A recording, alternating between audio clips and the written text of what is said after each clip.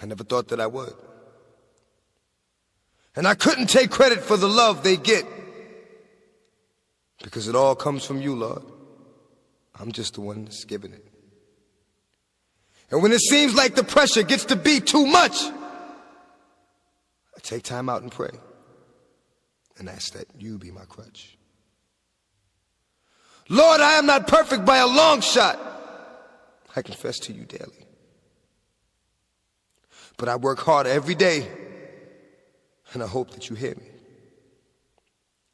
In my heart, I mean well, but if you'll help me to grow, then what I have in my heart will begin to show. And when I get going, I'm not looking back for nothing, because I will know where I'm headed, and I'm so tired of the suffering. I stand before you, a weakened version of your reflection, begging for direction, for my soul needs resurrection. I don't deserve what you've given me, but you never took it from me, because I am grateful, and I use it, and I do not worship money. If what you want from me is to bring your children to you, my regret is only having one life to do it instead of two.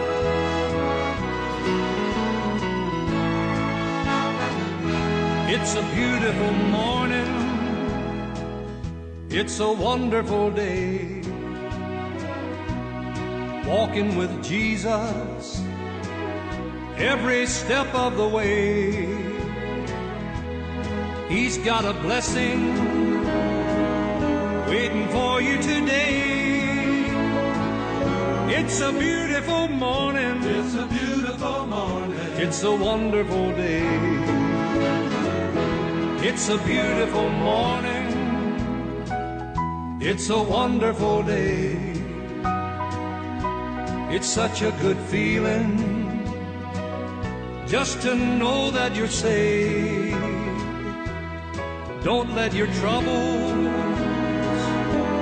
stand in your way, 'cause it's a beautiful morning. It's a beautiful morning. It's a wonderful day.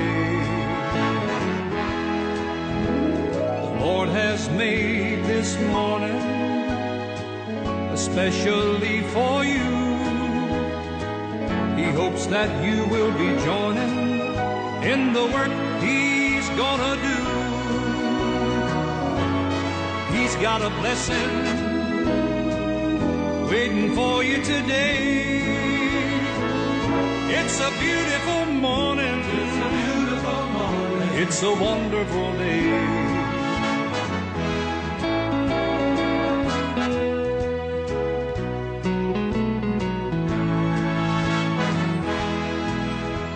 The Lord has made this morning especially for you. He hopes that you will be joining in the work He's gonna do. He's got a blessing waiting for you today.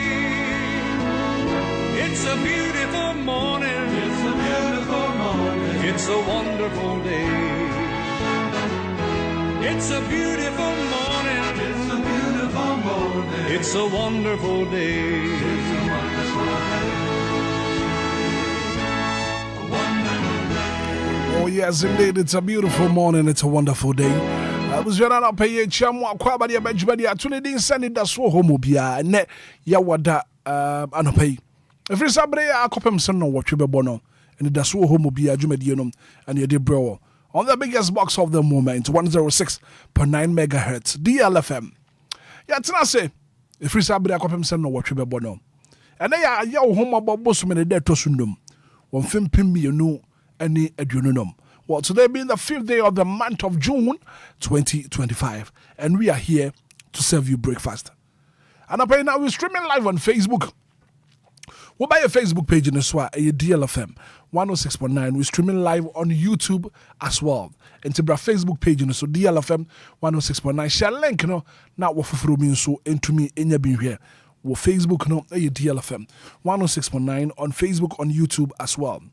For WhatsApp message, Fabra 059340 6565 059340 6565. Anidaso Wɔhɔ Obia Jumedi in the Abusia anapai me pese me no di nkomo kakra. Me pese me hye wo nkuran kakra. Nkomo a me no di anopai no. Matune din say you need to cross over. You need to cross over. Omaro, nkomo anopai me ni atiefo obo no. Edi a media to so. And as a title a media to so no. You need to cross over. Abusia anopai yenkin kan tro ne kakra. What can Mark 4:35 to 40 now? Also on the same day, when evening had come, he said to them, let us cross over to the other side. Now when they had left the multitude, they took him along in the boat as he was, and other little boats were also with him. And a great windstorm arose, and the waves beat onto his boat, and it was already filling. But he sat in the stern, asleep on a pillow. And when they awoke him, and he said to him, Teacher, you do not care that we are perishing. Then he arose and rebuked the wind, and said to the sea, Peace, be still. Now, young Fabia, let us cross over. Mama, papa no pe wutie me. Eto da was so to me cross over wa brabom. Eto da was so to me cross over what ye wo ye bia mu. Ewiase mo koso atena se ne wote a. Ye bu se ne da ye bu wo. Se wo wade ba ko a, e wo so opere so benya mienu aka ho. Mentra ba ho, e wo so komienu, wo komiensa. You need to cross over in whatever you do. And then na Yesu ne nasuafo ne nam. Wakacha won say my yen cross over. And pay you need to cross over. Ebra wo cross over no amane beba. Ebra wo cross over no storms be sorry. Dia wo fam sabre nyina no eye storms. Eye amane eye soche bia ebo wo wabra bom. And pay me catch was sa soche na ebo no enka hoda. Dia wo fam wende no ebra wo cross over no enka hoda. Eto na na soche bi ammo wo wabra boma wo hu nyankopon ni onyam. Eto da nyema bi ankoso wo wabra boma wo hu nyankopon tumi ne kese ye. Asoche bi ara bo wabra bom no. Minim se nyankopon ba mu a obeka say peace be still. You need to cross over. Wakoso atena baby a wote na che. Cross over. Ko wani mu abrabom. Mentena faako. Koso aye de woye. Cross over. Ebra Yesu hu sa soche eba wo kudo nim no. Waka say peace be still. And pay me mpai bone say aswoche biara eba wo abrabom no. Nyankopon bra mu. Na anything enyukom crossover minua ba ma me papa me ma me a wutie me anopai crossover de ekoso abrabo mu no enka hoda sa soche ne bo se de wo behu nyankopon ani onyam. 17 minutes after 6 a.m. here. Good morning. You're from Hitman. Nyankopon shraw. When you kese na fi okuma swade nyina no. When you fama. Mache.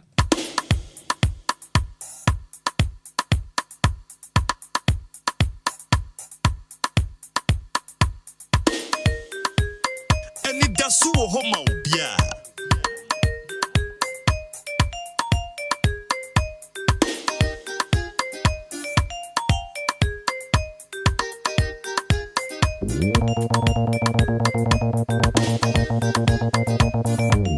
Anidaso Wɔhɔ Obia.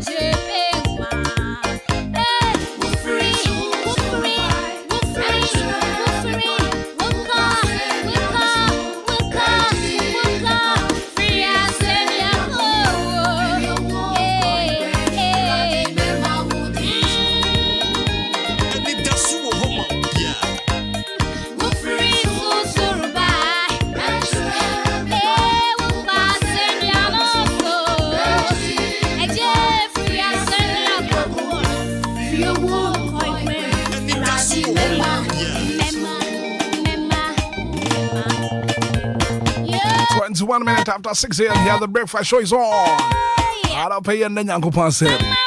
Nama will friend after was what was said about 059340 6565 059340 6565 0534 050199 and then Yanko Panse 106.9. Hello, good morning. DJ. Yes, sir. Good morning. Me patch Frosey. Me patch FM is Sakodie. Sakodie na pay any Yanko Panse. Yo, DJ, 22nd June. I am my birthday. Wow. Me need daddy na 1 month. Oche daddy cheme one day. Me danyamiase. Sa no pawe. Wama de pache me. Any mabushia. Any me fearful nyina. Any DLFM phone nyina. Amen. Amen. Me da se pass. Unsu wetu mi afre. Good morning. Good morning, Rapavna. Me patch Frosey. Me de Abraham Kasefia Sham. Abena no pay any Yanko Panse. Wakabana metuni mashenya mediani muyo. Tunina. Seati chienya na yehu neni monyamwa yede yanu bekase irade wa yadie seati chienya na yehu ukasiya yade yanu bekase irade wa yadie yede yanu bekase irade wa yadie yede yanu bekase irade wa yadie orese ade adiachiyania na yehu ukasiya yade yanu bekase irade wa yadie. Amen. Amen. Good morning. Good morning, Brother. Me patch Frosey. If you are going to Casafa celebration, if you are not paying any Yanko Panse. Brother, Yanko Panse na ho ade ni view. No crepa. Wa TV mu fe. Enu nsi oto ma bibia ye boko. Oni ye di ni ye nu ade hold ye ni ye mma ye ni ebusu ye ni ekunu. Sana wa ma di pass matching ya. E ka se ma na mu ye ma na iku. Amen. Amen. Amen. Good morning. Good morning, Hitman. Yes, sir. Me patch Frosey. Imani is legal. You man up paying any Yanko Panse. Amen. Amen. Yeah, that's a pa. You must have one so. What to me a friend 106.9. Good morning. Morning. Me patch your frost say. Refer piano. We can submit the Manuta. Piano ya na yanko pansi no pay. Oh, radio was I at the end DJ Hitman, you see, you be the hair in your fabric, but not the tail. Amen. Be the first, but not the last. Amen. Thank you for your life this morning. And this one here for you on radio. Amen. Amen. Okay. DJ Hitman. Okay. Right. Yeah. Piano, me that's a pass over to be afraid. Good morning. Good morning, Hitman. Me patch your point. Mama Giano pay and yanko pansi. Yo, I not pay there, Sedama or Badi and Uncle I was saying, so I cry and so. I'm at the past. Action, you die, sorry, and about a sneak cry you want. Young fan and see them need the dearanda. Or no, why you didn't either. Or die once or ya, only off in the air. Now, me and Yano bread, the one woman come here good one. Lay up the damn kuto, the Motias, Punyanko. The Deborah, they are say, Mamma Bush, Yaman, Mamma Nana, Missy Diamoni Payanara. The Deborah, they are say, DLFM, as my phone in Nara. What did you know? I didn't bomb around by me and tears and carbonate, coffer by one in the bush, a riding shower no more around by. Oh my Ghana, a riding way, a mobile on Kayans and another yet straight. None of the what DNA high for say what see your mamma yanya. Obi Biara or connect this in any Fibanya soon, you teach you Walla, a riding sabo form, power on coach, power on marathon. Amen. Amen. Auntie Maggie, good morning. Good morning, Hitman. Me patch your frost saying. Tell me, Ben, make a safi to my come to fight. Ben, I not pay and then yanko pansi. Saya sama keluarga bilang Tuhan makasih banyak. Amen. Amen. Yeah, that's a one so what to me for 0593406565. Now we are live on Facebook and Tuba Facebook page in the swag. Now once we share link and now offer through being so to me and you be here. Good morning. Good morning, DJ. Me patch your frost saying. Me patch mama say last. Mama no pay and then yanko pansi. It's one yakupon no pay me as an audio. Amen.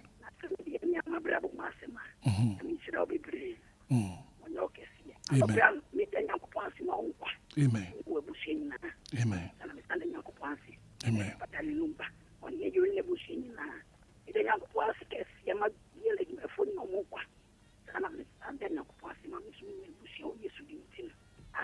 Amen. Yeah, that's it, Mama.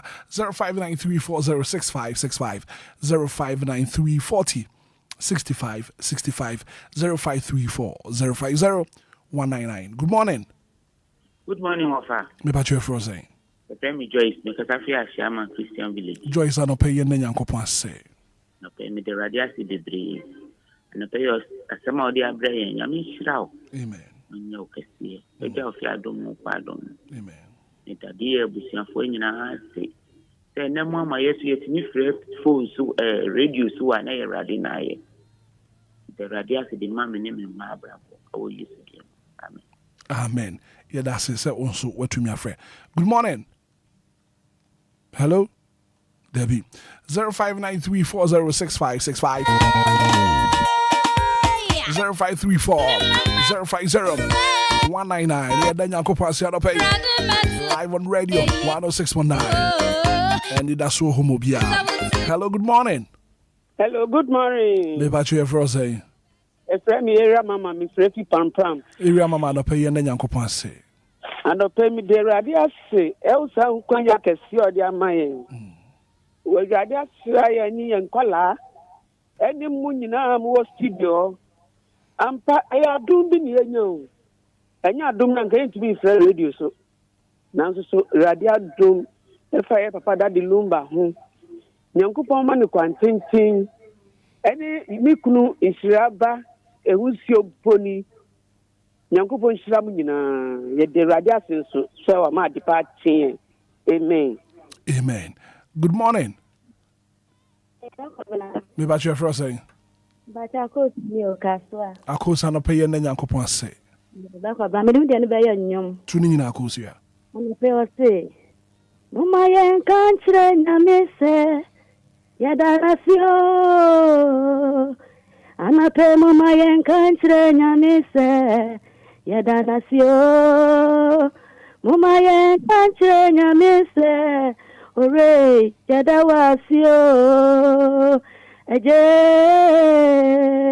anape yadawasio Gana fue mama yen kanchre Yesu se anape dadi yamawa mo Mama yen kanchre papa no se anape yadawasio Mudia mama yen kanchre nyame se mira Yesu yadawasio aje anape yadawasio Amen. Amen.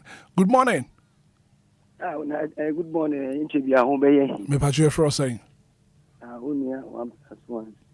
1+1 and pay yen Yakopon say. Oh, Minia. Adiachin, ye, who hang, Yakopon, and my own. Say, Mojani, dear, who see Modia. I said, then go to the man, because of who you are more, also to see her. At Diana, and so a form already, and the pipe now forming in the mom. And easy, if you knew she kept in here, home for you. And you are sorry, I got any home, and you could be. The Adiachin, Adiachin, young Yakopon Nabaso. The lady, why you be a man, no, so all in here, the Comobiaba. You. Mate, me that's a 1+1 059340 6565 059340 65 65 0534 050 199 and I pay ye that Yankopon ase. Good morning. Good morning. Me pa you for saying. Thanks when Kasa free him fa. Kasa flash Ye na Yankopon ase. Nobody else. So I share so am the baby chain. But I'm the swim we could die. Yanti ye chife. It is a solid. Nobody I adom. Na mujedi mo fisania. You can ask my yama near nanano. Medana see at my dear. I was your queen in a. I will ram it. Adomini. Amen. Amen. Good morning. Asante Zongo. Mo. Ye na Yankopon ase. Beda de ka beda sidamo. Sa ofutuo ukranhyesem no. Me fa futuo pa kesi wo. Why ade. Anopai. Asadi zobo me ne mabusua. Me ma me yere me nananom. Se yabu pipe. Na se nsuo ne bati se susan. Na se malaria anchiyai, cholera anchiyai.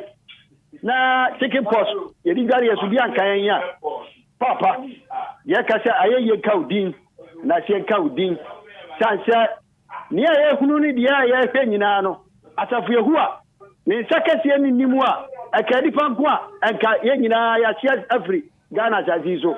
Eti safu yehua ya dawasi o. Amen. Amen. Asante Zongo. Good morning. Morning. Me pa you for saying. Me pa you auntie Million and me kasa free dozo. Ana pay ye na Yankopon ase auntie. You made the radiasi anopa we say. Oma adipa achi me mabusia. Enemy ni omu. Ne obi biara. Di odeneni tu ne sono. Oma dipa chi ye nyina. Ede nyame ase. Ene die abusuafo nyina. Amen. Amen. Yeah, that's a passer one. So, but to me, after 059340 6565 059340 6565. And I pay, yeah, that Nyanko passing to one so friend of what they was said about lots and lots of messages here on Facebook. You're kind in now, Eddie Amar and I pay. Good morning. Good morning, Papa. Me pass you for saying. Mamia Kusia, we give us. Mamia Kusia, and I pay and then Nyanko pass. But I'm not saying so. We might be a fair. No crepa. Yeah, I can say my year. So you're right, you know. And we must find it different. Get the Yamia Sepa. I want to say, and no, I am my year. And then I see any Abusia, any dear Abusia. I don't need to. Amen. Amen. Now, Mama Doris stream live on Facebook and I was with you, media. And I say, good morning, my lovely son, Kwabena. It's saying, so Mama Doris stream all the way from Akimoda and I pay with you, media, live on Facebook. Good morning.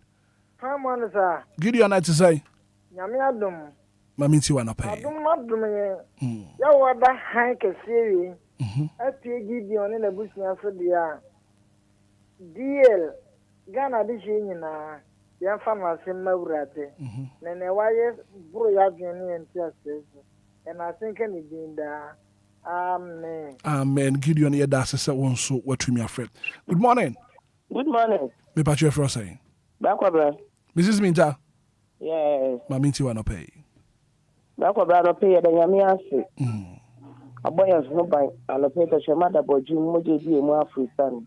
Na no pay bakwa no bibi ya nsole yanke ko bisa hwan ya. Ti ya sorry de say o asedanka obuade. Aboya ho ban emra ekoda ye kata so mo ye ni mra ye de dai. Okay. Na mbe so say wo say ye sorry no so no ama na soma na bofo mo ma be try e wo ye mpa so ma ye ni ate. I had a BNB time and was a time I would go down past on the crowd. What that time be? Ubit me at the look down past 10 o'clock about what that time be. Ubit me at that at the chia was up play no was not sorry. And your young years a dan Kennedy. And Parliament said, I come and watch him. No, my mom was near the Bayina. Never done as a day any day now. Back of Brian, I'm sure. No, sure, on board who by sense who crap mapa. Amen. Let be our bar. Who be say you crying.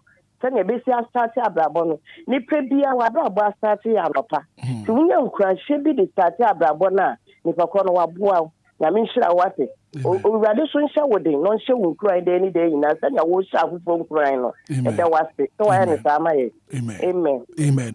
Mrs. Minta me that say good morning. Good morning. Me patch you for say. It's my sister Joanio. Aguna Saba. Anapa ye na Nyankopon say. Danya me ase. Bambo tro na bo o me mama man tia tenka boni bia do me ale moment bia na so this da bria ma sora me ka sente ta sa ta kanya me ati de bria me me ma itri bia re bi ku ni na da de Lumba da mo se na mi bi da mo ni na esa boma ile primpo na de chin de radio ya na kai so na ndanya me da ma sidu bre wa pa moye Amen. Sister Adra Nyankopon won sa wo yare na fi wonye wakoma so ade nyina mfama. Good morning. Good morning. Bakwana. Me patch you for saying. Nyami adumo. Me facho Benis ni me ka se Katama. Benis ana peye na Nyankopon ase. Ena no pensu nyame wasa na ni bio. Ya dan asimini mabusua any DLFM nyina e ka se asida enka ni din. Ewo ni awa ya mai. Amen. Amen. Yeah, that's the set one so what to me a friend. 059340 6565 0534 050 199 and I'll pay. Yeah, then Yankopon say. Good morning. Good morning. Me patch your fro say. Patch your family be that me kasa feel excited. And I'll pay you then Yankopon say. And pay the idea say Emma me busha from kwam. Emma DLFM for so kwam. Daddy Lumba nkwa on the busha for nina and a Roman father so nkwa. May my all Muslims so happy Eid in advance. Amen. Amen. Yeah, that's the set one so what to me a friend. Good morning. Good morning, DJ Hitman. Yes, sir. Me patch your fro say. Richard Sapamenu. Richman minti wanna pay. Oh, and pay the DJ Hitman. You better radiate pa. So that compose you have never radiate na desire boni. Okay. Can pay the other case radiate why you be. And pay the radiate ama that Lumba and then you na na bushia abrabo. The radiate ama DLFM. It's my phone na the radiate bomb Obama at the touch at the minute. Amen. Amen. Yeah, that's the set one so what to me a friend. Live on Facebook and I pay Eva Asamoah or say Hitman good morning and I pay me that Nyankopon say. Good morning. Good morning. You about your fro say. From Kofi Kwe. Kofi Kasefre Gate. Maminti wanna pay Kofi. The radiasi. The Pempenso the bedu moja dia freestyle tachimanda bojim. Eda qualify by Daddy Lumba. Say one my castle radio so the BI is Enquires with the money. The Yamiasi and Pessoa de my amen. Amen. May that say pa. Good morning. Hello. Good morning. Me about your first saying.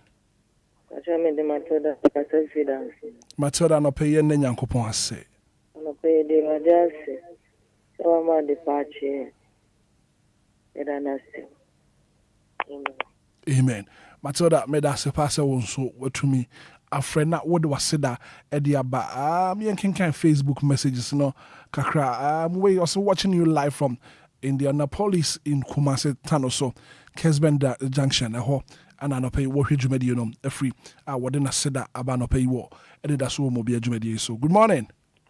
Good morning. Me patche for saying Me the rate am kase fitema community 1 side 20. Rate na pay na nyankopon ase. Oh, ano pay de e I said that be nyom to. Tuni nyina rate. O se da na se da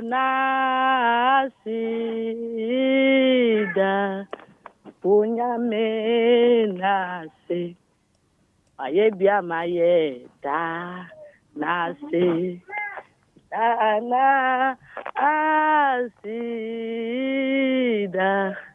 punya me na ela ya udaya every day. Oh yeah, na do yeah, do so my na no peya da na se da onyame na se da na se if say wo ye and I don't oh my da. Amen. Amen. Live on Facebook. Piaga no pay. Was it what then Yankopon says? Was a nice message. Thank you, Mr. Hitman Yankopon. Winshaw Papa. Good morning. Morning. Me patche for saying. Jennifer Anderson you. Jennifer no pay and Yankopon say. Ano pe se danya me ase so de Enquires. Debia me kase ye damase e wo debia anu amapa ano pe kura futu a de ba krampo no. Adwenwi bi da nipa so kra obeyi na adwene fiso ye damase e wo de bia anu amapa amode maye na ye ka ni se nyame hyiram no mamu ahoden na mu nkoso tretre sa na no penso ye de nyame ase e ma mabusu obi bia e wo Yesu dim ti amen. Amen. Ye chia adesufo nyina. Good morning. Too bad. 0593406565. Yemfa calls in the baby no nana pay. I said that you demand Yankopon no. Yemfa and see what Jumedi is. So 0593406565 0593406565 0534 and I pay Yenda Yankopon say Brighter Dubo for live on Facebook. I say good morning, big bro. God bless you so much for this message. Opoku Seth and I pay one also say we're here live on Facebook. I say good morning. Jessica Anderson Thompson and so Jumedian live on Facebook. Was what that Nyankopon say papa 106.9 here na fe yemfa call na back. Mario ebi maya yemfancy Nyankopon. Okay, I think we were hanum yemfa we na fe yemfancy. Good morning. Hello, good morning DJ Hitman. Me patche for saying. Sami Imam Kasefi the Katamaso. Imam mean to you. Daniel Kasashida as Daniel I can you are doing conclusion. The who has to say boy on by my punching. I'm a bonibia kind. Any and Bani I that to think queen. Then as Daniel can get conclusion. That was a year restore blessing. Now double 6 dignity. Amen. Amen. Yeah, that's a passer won't so. We to me afraid yemfa we na fi yemfa see. Good morning. What too bad abusia aha anaseda ye de besi Nyankopon wontie na seda na fi yakoma so ade nyina no wonyemfa maye 106.9 the breakfast show is on and that's what Obia.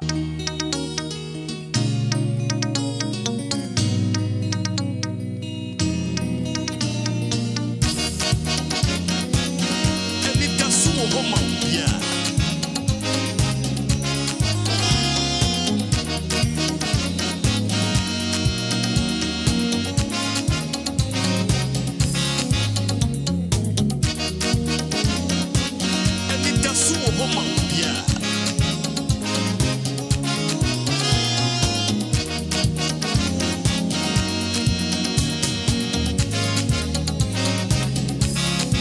Crying, so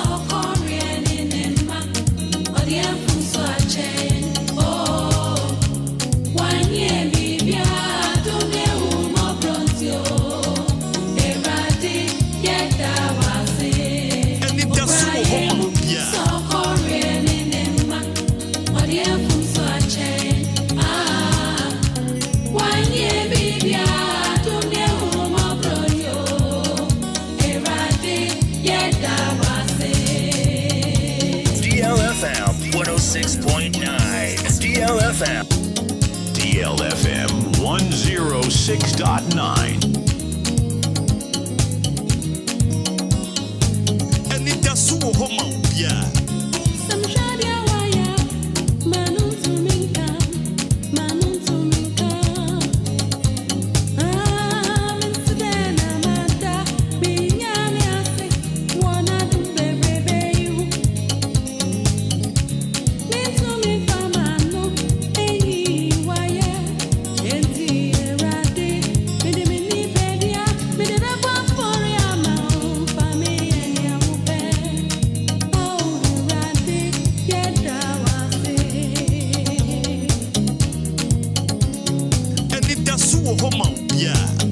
DLFM 106.9.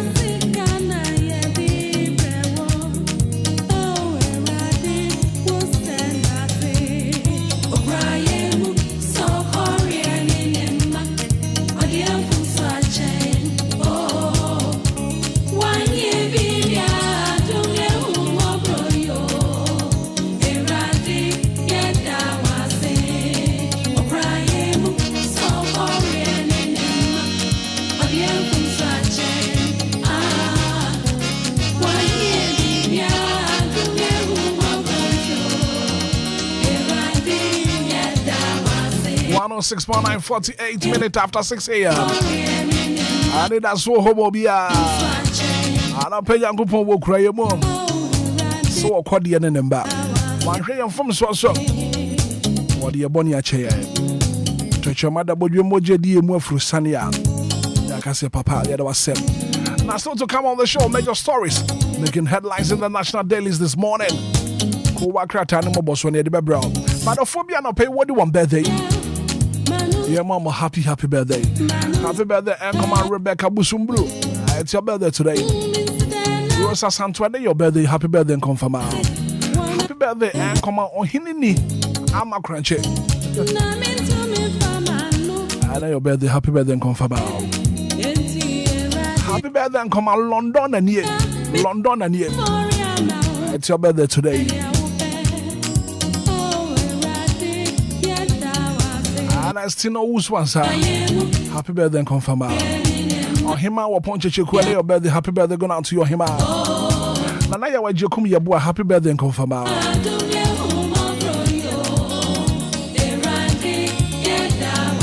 Happy birthday and come on Samuel Owusu. It's your birthday today. Happy birthday and come on Samuel.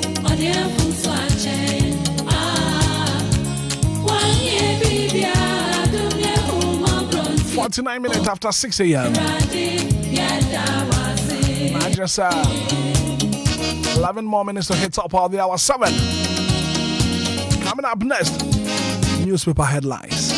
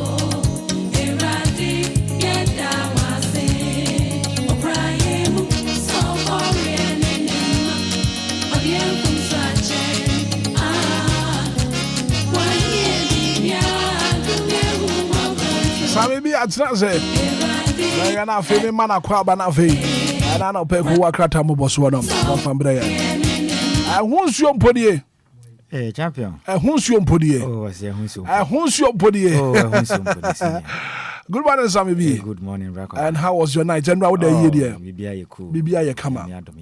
Bibia come up. Sammy B, and now your World Environmental Day. World Environment Day. We are singing and now your World Environment Day. Now, and I pay you bedi home come on. Come on, hopa. Your environment, the Senate here. Ghana Chroma in short time. De be adu atorenchemba enso to krom hanoma eduoye niba Ghana ya to ball agu rough wo bia no munso no de atogotem wote ne kema wadidie no wayi no de atrabonten se Ghana din na esese no yes go back to Gold Coast there be Gold Coast no wahemfa there be ntimi esesa enye ni Gold Coast e be ye no nyame be kire man nyame be kire man o my friend nyame be kire kana man sisi asa no maye no sa na yempeni fo na sese o man di o maye no nyame be kire man je hwe ni mu say going forward no say o mo amwa de a o mo sese di ni maye sese di no sa tetemle na o man no se sikampo ano no hezi aga na ye ho kire ye pa obi ka se Ghana sikampo ano a ezi ye sikampo ano man ezi aye nyame be kire but ye yere ye ho ye adwumade na ye kentene ye ho se de Bible nom Jacob ni iso ono mu nhira unu akwaje onyonko de yakwaye nsemu yi ne papa ka kire ne se okentere na ho a na oye adwumaden a obeyi ni nkonua na afiri ne metri so enti sabatam se nyina be hye ho den se o man na obi aye na sede ne mpanifo nso aye o ma sede until then de ye nyame be kire man me say until se be kentere ye ho aye de ese ye ne ezi de nyame be kire man ne bra ko bra de be ke sa ne tie obi a wotie mi bia so be ka no kra kire ne ho a o ma no until se be kentere ye ho na obi aye na sede de asat na Ghana mine de nyam be kire man nyam be kire man say ye ni anka se yentimi nwene ma ye ho ene yentimi si gina papa bi ama ye ho nti nyam be kire man ene igum na me catch you say ene your world environment today. Yeah, sure. Na tima that's one no you beat plastic pollution. Plastic pollution. Plastic pollution. Plastic. Bra kobra wo hwe enema hodo a unsa kane no na okwa akoto enema se nuane especially se okwa akoto wache enema nketinkiti bia na wa na wa kwasa akoto wache yetumi ma robbers bebe 5 you see ochichere no de ahewem no de ahewem and okwa na se wonya de wo koto dustbin mu a na okoto atwa bonte those days wokwa hahan kama na the pollution ena eba okoto aduane hahan kama ne yebuha ne ye de ahyem hwehwam sei kama pa wodidi mu nsuso a ahahama no so kra wa ahone ne yede ma woni pedua ene ne nyina ye se yetetemra bagimu bre ene atu ne nyina guo ewom si ye koyanim na ye se kire ne mamu no eboade nanso esese ye hwensunsuanso bone nso a esan de bre yen abrofo no wonim dia wo nyansa to the sense wo ma adwene no mo wone nyese bibini ni bio ye wa adwene metumi akase bibini kura wo nyansa se ne broni na mmom ya broni beyi ne didi ye ho ahun se chehye be ne digu akwam so okay sisi ane ye free sa ne madadanim akom no mu no yenim sensunsanso se ne betumi de abantini ye mfa na mapanwu akwam se be ya so bi eyusu plastic ni wi ahefa na wode beto ahefa na wode beto se be ya ensa anko haye na tena ye ena akuafo bre because udua no baye na entumi nso yensa setam ne nyina no polythene bags ahodo age ne nyina aboso nyoma bia emma asase no entimi nya asase bedi a emakuani de no baye sisu a betumi aso na ebribra no sane ma we nyina ni asase ni di aperepere ha adwen ade a emoa o men enepo se obi a oye fele ni kopum so okoyi na mabra kobna onyagu asawuna you plastic eniama edika achechie no enya na obetwe na ayema onimiso abu ape so enam abafie ba kwatwe no na plastics nko a enigum ni nyina ye nipa su and I think said dey da ye ka omanya mranim na mra wo ho no mampanimfo ma mra ne nya adwuma no sinsuanso se ne yehu no ye wo mra wo manyim adenti ne ye wa so ye hwe atena ye so de na omo ye hyehyɛ be na modi gu akwan mu Ghana de ye ka sese ye ka atra ye ho sensem de ye feel say poto udo ko Jamestown ene meme ahodo a epoda ho nom kokko hwe de ye koso ya se bibia basa ene sese mra ne ye adwuma bizo ho se Ghana wona mountain so even kra ha akra ha kra ye kan no dustbin ye sen ne wokrum ude bisa ho ne dustbin no ba ko boy sen ude bisa ho Akra na yesi our nation's capital na nkasa na dustbin yesen ne wo mountain so se obi ye ball akra na so otonsuo anasa plastic aye kan wanum nsuo wo mu opeso de tu ba bi po benye ba bi di ato o se dustbin sisi yam ehia o se bibini nti se broni mimi tuwe bra koblansa me no mpia watempo a ba bia meton no se manfa mani prambobo me moamoa na me de shem bag mu ana me botom bitumi eto sa plastics niam yi bi bra kola metwu nsuo ni wi a me make sure say metu ni tiri na fi so na wonnom drinking mpo wi me num wi a metu ni tiri firi so na mabobo me miamia saa ma na ba ya ketua bi ide se me de be hye mbotom ana se me bag mu the Church of Pentecost mama o maba so ha o mo kire asafo ma no kwan ye fa so a sa plastics niam no mo 100 no and me kura asore na kire me ye bo modem moa ma na ya ketua bi ide se o do be hye o botom ana se o bag mu no dia kofie wo kwa wa dustbin wo fie yetum every zone mi se ba bia de to no so de to dam na nyeje dia ade nti na se o de to abonten so ja de to car ni ma driver no ko du ba wi obeyi ato atwene nya driver na ekwate se free car ni de yakogu sumina so ama wo obeyi agu ba bi sa na ni nyina ha wo man no enti ya besre mpanifo no provide dustbin ni bebre wo krom no mama enforcement emra nso nya den enya adwuma bibini de ade bebo na ye mra o ye nhye no ye nya bibini sa me di video be ma me gusu se menya video ndi ama na ebia na yanka ho asem e chena be ka ho asem e chena ye ka na wu enti e chena me no be di ho nkomo na mema video no bibini esese ye hye no enti moma ye nhye yen na yen provide a dustbin bibiri wo kurmente sa de ba korobra yi wani official team for World Environment Day, you beat plastic pollution. The campaign seeks to raise global awareness about the damaging effect of plastic waste on ecosystem, wildlife, and human health. Well, major stories making headlines in the national dailies. Sami B at Sami B, Ubrini, Enquiries.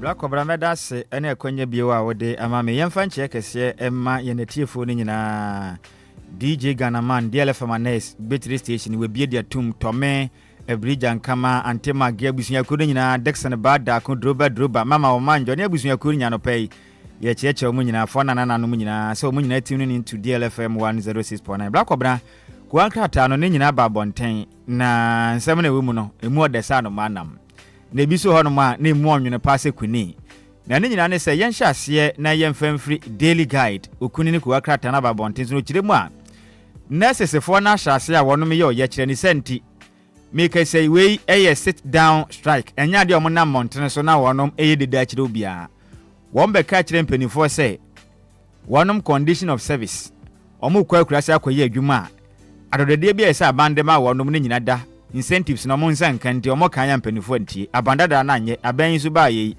we na ninti no wonom ahyase a endra da me ahodo bebre na akomfo na anoche aban ya resabia ne me pi na nationwide enya de nurses fondo do na kwa adwuma nti bra kobra ko pima ya resabia ahodo a na areho enimpa ahodo akogu ya resabia kopere ayaresa no dodo na amfama wono endra da reho esi Ghana ha no na emu aya ko akratai ede ho sensem ede aba emontene so na so anse na abehu omampeni abede chidada ono so kopere eye Frank Trubre so kopere omampeni akonwa atena so e won fempem yenu ne aduni na abato mu ede ma MPP amayoko no Dr. Alhaji Mahmoud Bawumianfo ni da ha no muse na ndra da okobo jam e wo Cape Coast na ne thank you nation white tower na obo a ode kwa wieye e wo Cape Coast finfi mantam na Dr. Alhaji Mahmoud Bawumia kasa ndo chire muse ne ho adwene ye pa se ne Ghana mampani John Dramani Mahama etimi akofa dum so levi ede ba na wo chire mu asa dum so levi we no emu odupa se chema wuntumi chen o chire mu se ha adwen papa firi se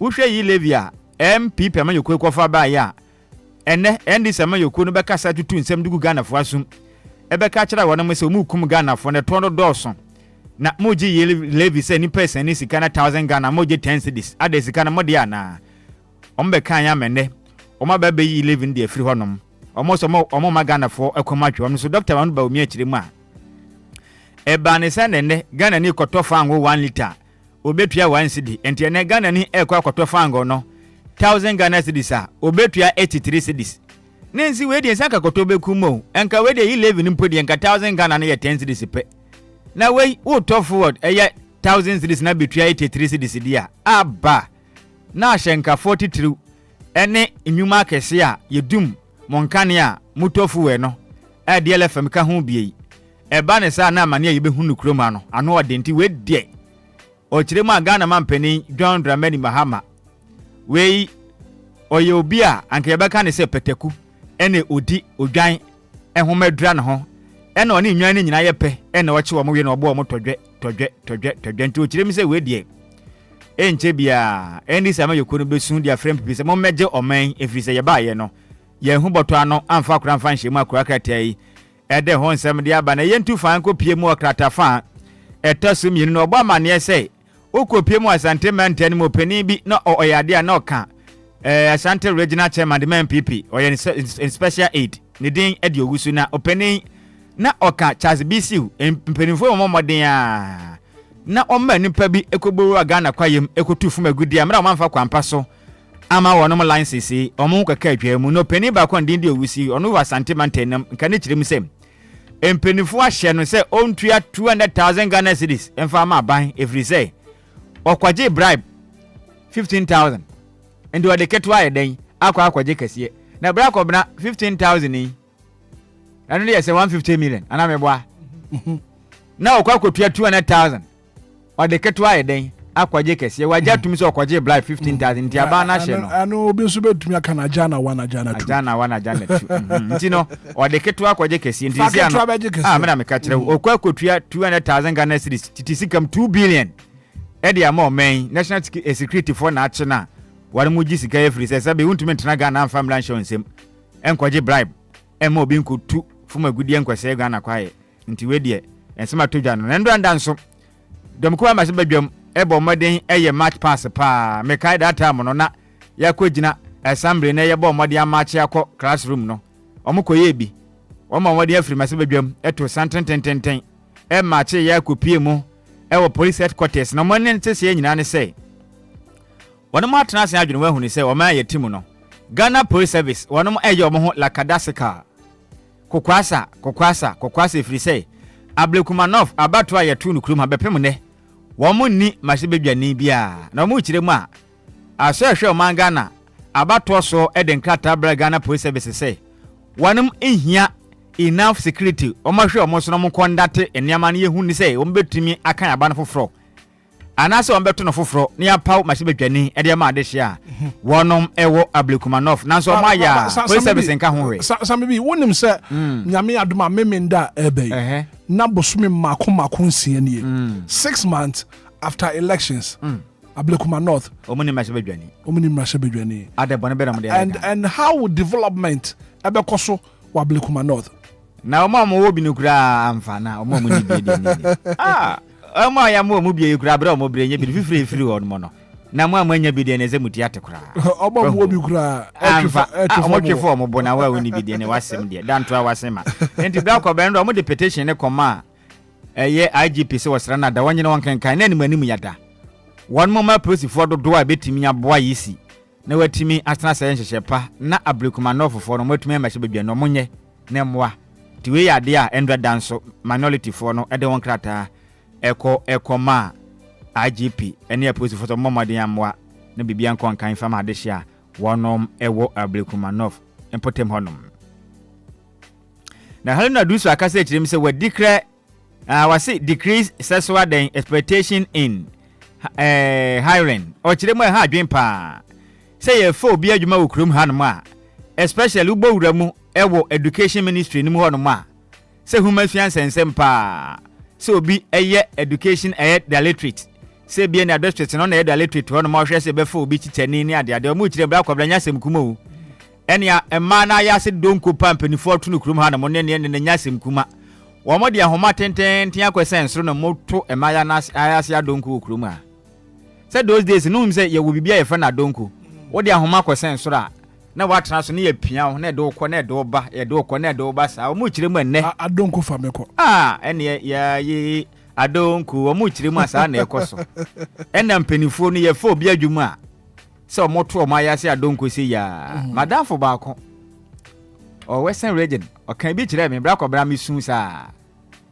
we university ni bibia ye adwuma amanfo abo F in chains penimpa oda adusua homa no wompotem ho no no kire ne se so wanya no ho amana na bra ko bra omfa na adwuma bepem ne emaya na mote ase no omokọ omanim bebre ono amprinti bepem ne edu ba bia na ketua akora ma niema yekoso no nti osoafo na hwe homa esua so akase kire mi se sa niema na yekoso no ne bonwo so te free na ekọ mensini bia wo ma wo na oyo penimpa wo hwe adusua so no srada so obi qualify so ya chechire ni a mane kwa mane nkwe na kotuna ya sa donko so de ne sen o chire ma sa donko na mpenifo ni bitu kroma no munya ato na emwa kra Helena Idris me wafase ni abra esunku na osun ha na makwa kratai ede honsem ede aba na yentu fa we no eye Daily Democrat ene de nsem we de ba yentu fa ne kopiem e the National Voice ede aba na wo chire msem the great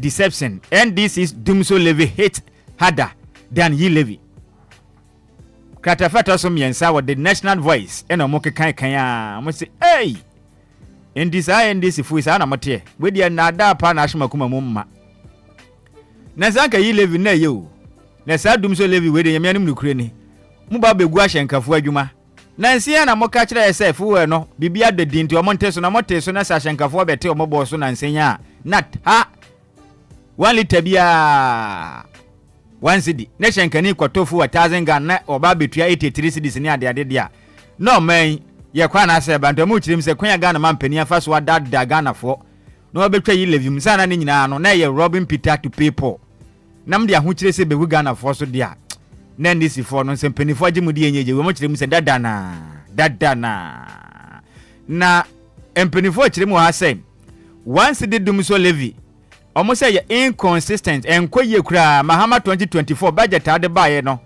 any economic policy abeka chire Ghana fo enya no na yehunu ye o enti Ghana fo ka say chire mu say we die sa reset agenda ne de we de so fed up omo ye tired kura say wo de sa once the dumso levy ne de aba wo madwa park wa krata de honsam de aba ne ko pie mu e wo di citizen ko akrata no so aba na Mahama loses fight against land looting. Na wamu chirima Ghana mampeni su aye katafata so miensa e wo di citizen chirimu a na nkansa se nipa bitunto tonton okrum ha na mo se o mabeja manyofo ne ade ne nko betwa so se ta manketwa te na so mu chirima Ghana mampeni ba ye no okwa usu aye no wo ya di nkugu nkwaye e kwaso sa ndi o momode amene ni na ho fi se kwa usu aye no nya de efa emfa kra a no so ho sensem aba emonte no eso na yetu fane enko pie mu e wodi awake ko akrata no we de wasode awe the hawk muma sorry the hawk we de akroma watufa ena wo kire mu a blind a champon akane osoafo no hwe omanga na ekuaye ene ho sensem so o kire mu a 62 million ends governors 7-day jail na be hu so de nsa de ato chema wuntumi kum na hu se chema wuntumi ha nanim nyina ye hran bra koma wonim huraye ena afi nso obi nya yemtu a na ne yem hwie bebere sa na bonsi nanim nyina ye fita chema wuntumi okoda irekofu aka che kakra na opie ya no tumi se wedia na badwesem nyina na unso won de ne abadwesem na ho ne nyina ye white tumi se nanim nyina ye hran fita na mu kire man san nya bra na champon ka chema wuntumi sa 7 days akwada irekofu mpenifu aka nkasa amrinka na ba akwada so atu awiem indi se MPP amanyuko no wanase a wonom emfama senior man bra na champon fi so twitwaje chema wuntumi and MPP amanyuko no pasanya sa paade a komaso beyeshi pam komaso beyeshi na yantu aso na bra kobra MP mpenifu abeka se chirim se June 3rd disaster esi ye ewo Kwame Nkrumah circle ewo ma nsuo ene eja edi afra abranti wa bia ne din de set okonom dot sigalate edpc koto wono meja kwaje sraw emani pampempem bebro oha ene adunum nan wono nyina dakra ehore kwa wo manyim a pimpim prana ne prepre ne obitri hu nyina kuku ehwi bia ne tire ho ne nyina yeja hyehye koblane anim nyina kata a ne nyina yeja hyehye mpenefo chirim se MP for the shegu akwan mu aboa mahomba monsem akoye na wo de meme hu ne se agro no mudio se ade ahyi ye 10 years ni tijije pamba ya ka munye afidi o maka se ya shefa de o ne jepe begu akwan na o ma hwese sa fango ho sensem e koso eja hyehye ne ade na betumi akofom na eja bibia konkan a we su yensema hodo adi hawk akroma na tu otu ye ne sema de ba bonten no ene abom di akire mwen na the new trust nso aba ono so akasa wa ha na mo chirem say atofo ase on January 13 I will boost revenue without introducing new taxes na mo chirem say hey atofo sen so ba kai minority leader ato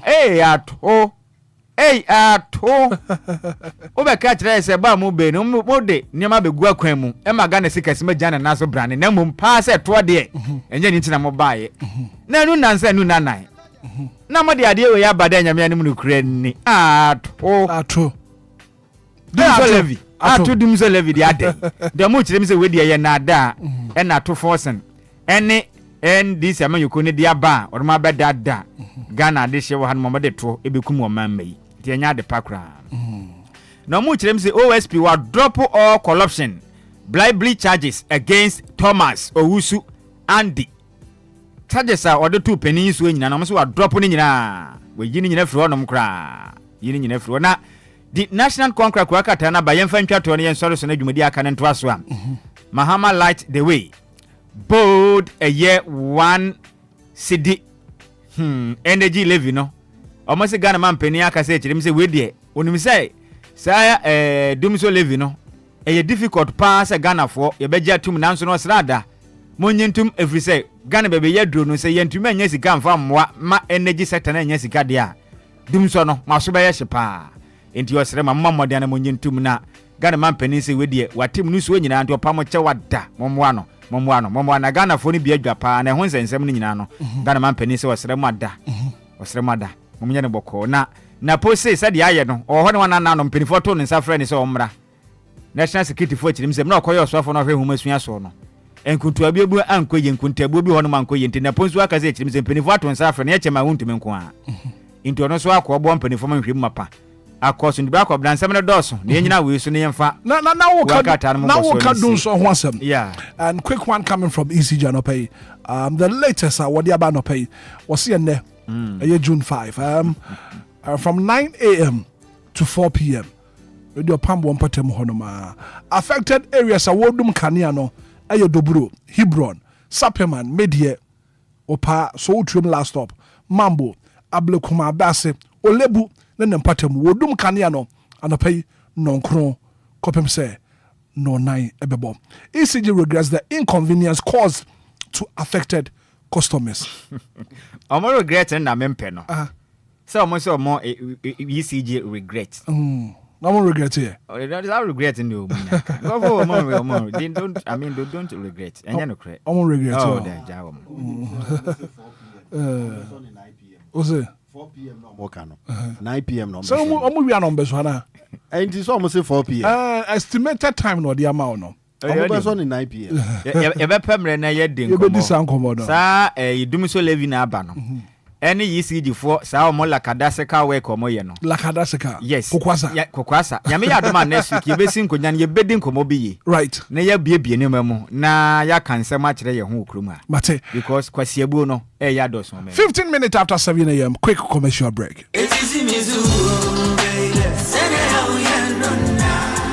Minia Femne Waso anyone mreka kra na menka Diofosu Plaza Hotels 171 Trail se wo pebe ye meetings and our conferences are anyhow because Diofosu Plaza Hotels a very spacious conference halls are a state of the art se e kom deal na wo pebe bi ya obenye duane a emu ode ne mu ohwam na pomudin wo mu adi ana wo pe ensa papa betre abodwonsa ya so bogu mi na se ani pedue mu nyina ba yo fam anom dia menhwe baby a se Diofosu Plaza Bar and restaurant. There was swimming pool, gym center, salon. Yeah, a member and a man to Mrs. Wantrini. A fair modern event center. Yeah, very spacious with a beautiful environment into musical shows, weddings, christenings, parties, and all your refreshment programs. We've got you covered. Memory fee, weekend piano, live band music. Yeah, Mikawum, neighbor Sheku Amoniaje, Echegusa. Oh, the Ofosu Event Center, the Ofosu Plaza Hotels, the Edai Papa, in the Buso into Sawope hotel accommodation with a serene environment. Ya ubenya wa sumdwe dia. Ya bia ya punama. Afe ye wa 1 bedroom and a 2 bedroom apartment. Ya ubetumini wa busfia abetinem for a limited period. Afe sheshe Diofosu Plaza Hotel. Etra kwan ewo obotan so ene atechem ya ni nyina ewo koforidia. Ebrin so be huyen wa hwerase. Ye ne fire service station no ene di nhwani mu. Se wo kwa denta. Ye ofrafra ha ubetumi afre yen ewo homa yi so 0530458834 na 0207979461. Email info@diofosuplazahotel.com. Website www.diofosuplazahotel.com. Diofosu Plaza Hotels, where luxury meets comfort. If you're right, where you buy a boko, say in paint to crowd the paint to fear ha. I'm a fear ha, you know, just a yen no buffy pamunano. You fear any more grassy, won't grant to say, what you shine, Sano. Paint to Berno. That's you. Not as a sad word, Yatum said, Mania be a chap on your side. Oh, Yajatum, and the metro, and your diamond paint, and I'm the painting me fear any offices in Diamond paint, yes, diamond paint, original from America, with Benjamin Moore brand, and your gum, Weno, and Fedi, and Quadaya were down who feel cry, and ran so we didn't shower, not a fino court, not painting there, and that's what him the team. Let us say a washable, no. Aha, wow, now colors beyond what will be, what acrylic, gloss, semi gloss, and a satin. Diamond paint. Ensure Ensure I papa so born so that form. Wholesale any retail na. Na Accra had diamond paint office na wahi. Diamond paint for no e wo Kwabenya ACP. Kwabenya Pokuasi Road. Frewon 0546 770 341 and 020 7744 697. Diamond paint. Leader in paints and colors. Anidaso Wɔhɔ Obia.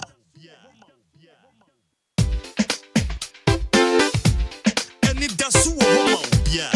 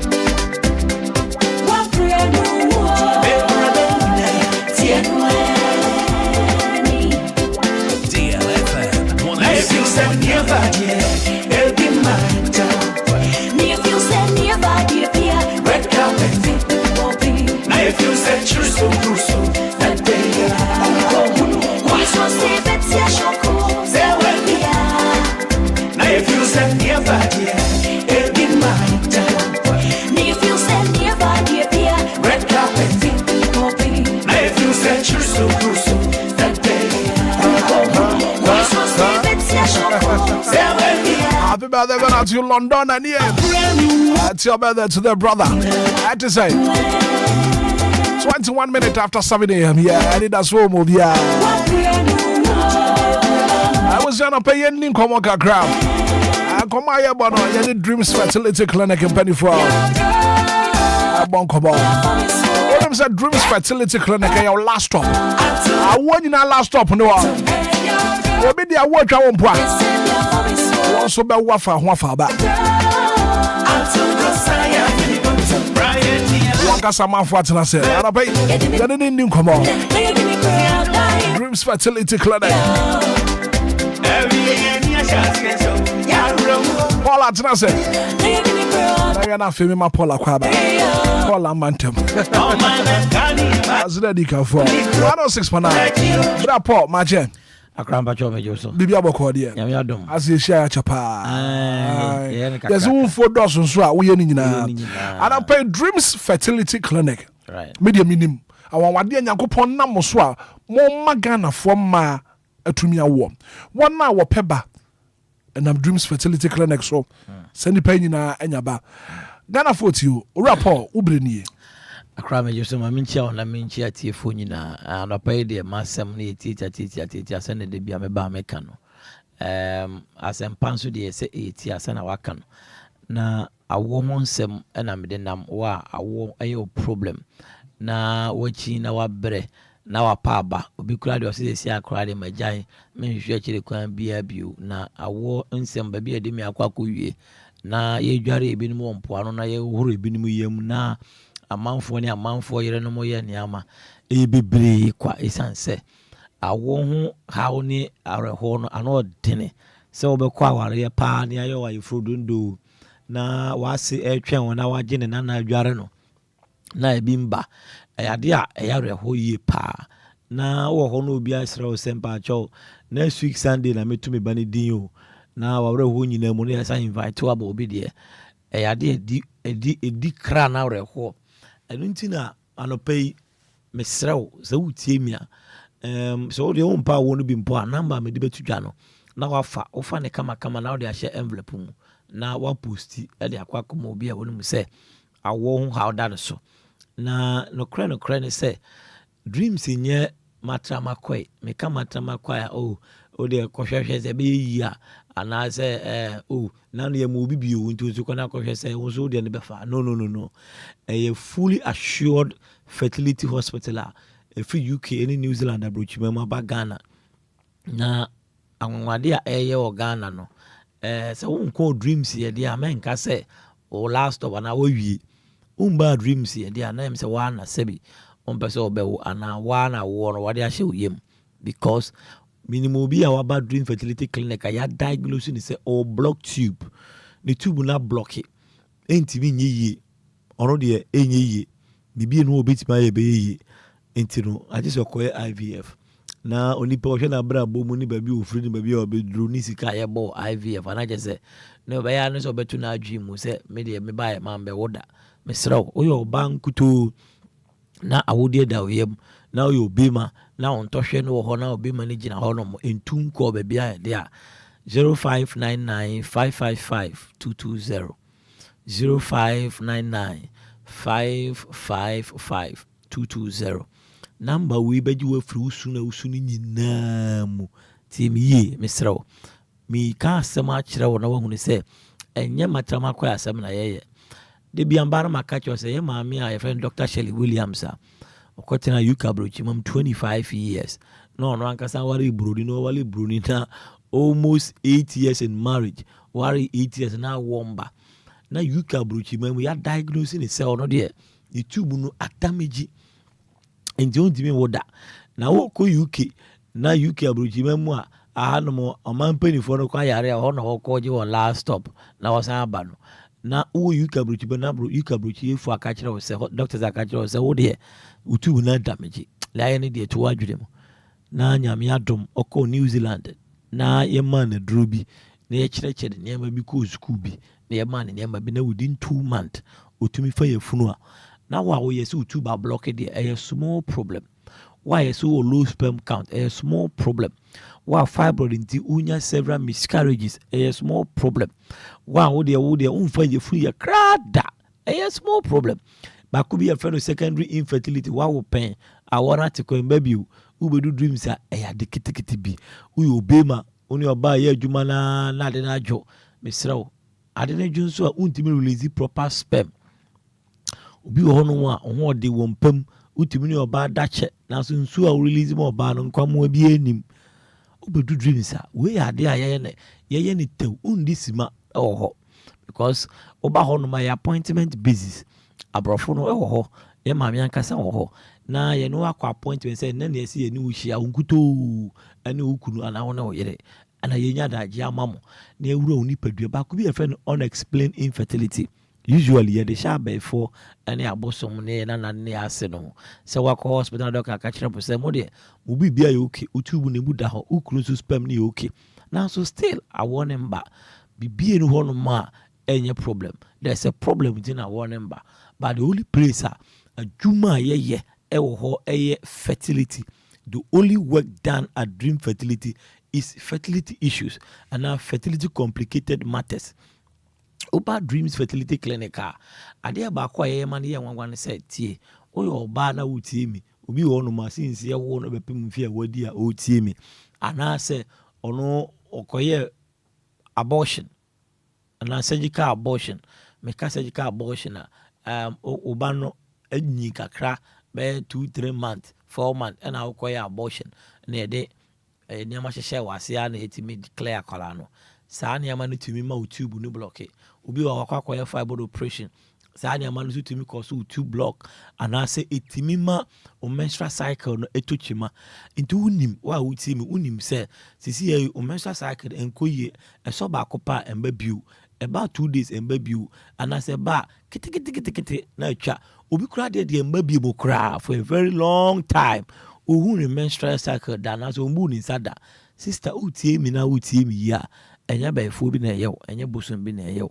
enya spirit bia we will be suffering hormonal imbalance and as a polycystic ovarian syndrome and no so betumi akoso saa ne mani bebre ama won so awo ho betumi ayew den oba bi wo no mo ni kru da na so na ba besen oba bi wo no mo a ono de ebi amiri bi na o insect ndro bi de prevent pregnancy wa insect ama ene na se ho no abanya abɛtena ase nti ne kunu no saa de wɔ secret ti na me kyerɛ oni yie mmiri bi atwam na wode aduro hyehyɛ wase sɛ na ɛbɛyɛ a ɔmfa yafunu ɛna wanya woyɛ saa ɛtɔda bi ɛno ɔba wase wo tissue no ɛbɛ form bɛyɛ part nti wobɛhu sɛ wo skin no wobɛhu sɛ obi wɔ ɔnom a sɛ DJ tu ɔnom a ɔtie mi akonya bi wɔ wotaa tena mu wobɛhu sɛ wobɛba na watiko adoro to akonya no ho anaa wode ɔhwɛ anuanom muslimifoɔ yi a de bia wɔde ɔti abutu fam a wɔyɛ asɔre no ɛhu sɛ ɛbɛduru mewe na mark na ba bɛda wɔn moma so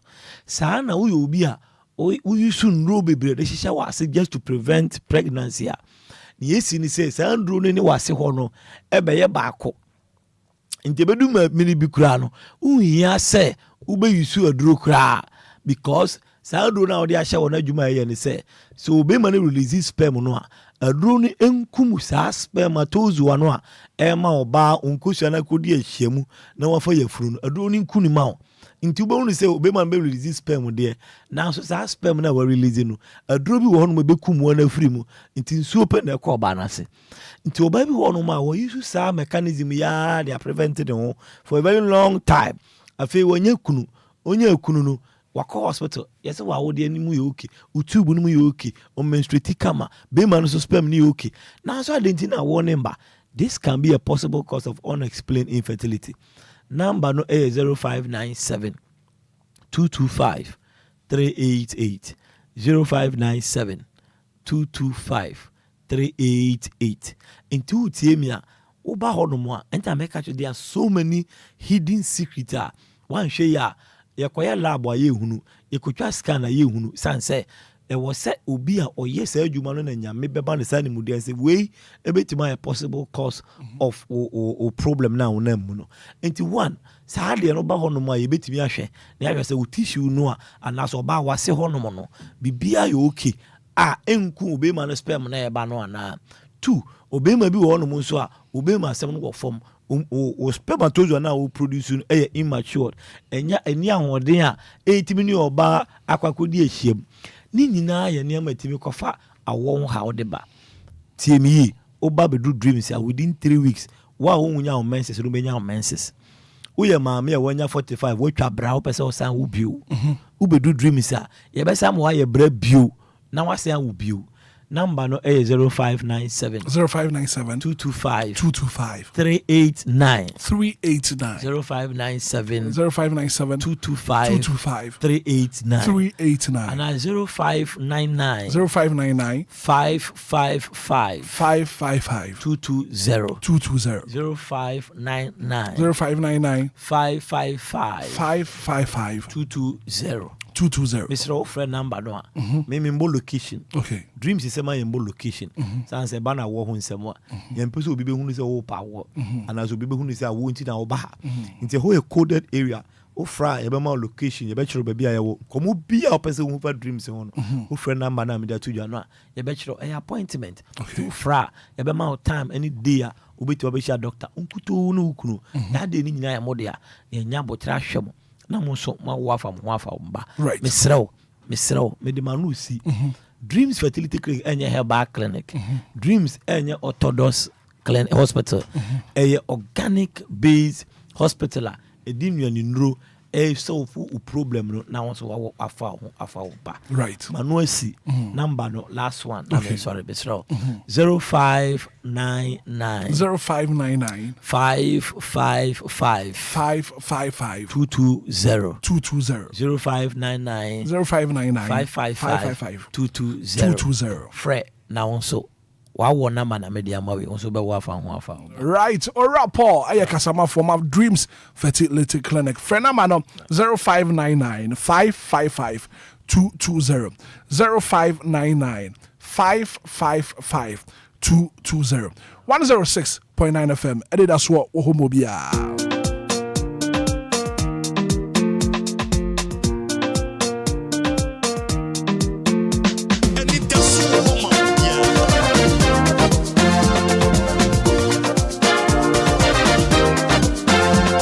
Maybe at Naze. Well, Pambo the one for Coffee Teller. And we are here to serve God and country. Baby, come on.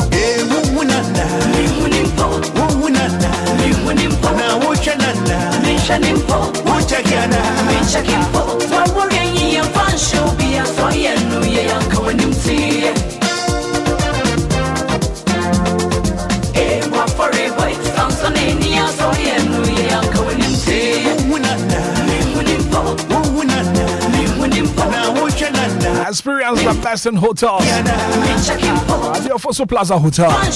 Comfortable and luxurious rooms. Conference rooms in our Kama. Open hotel papa da. The Ofosu Plaza Hotel. So go for the at the gym. Ada Faye. Obotanso. Every year, should you say? Adenta Frafraha. Swimming pool. And to when you are busy in a mombra. Open baby at the drum. The Ofosu Plaza Hotel. Local and continental dishes. You know, be what your Ofosu Plaza Hotel. For Freudia, Aburi, Adenta. 053 04 588 834. 0530 548834. 020 7979 461. The Ofosu Plaza Hotel. Where luxury meets comfort.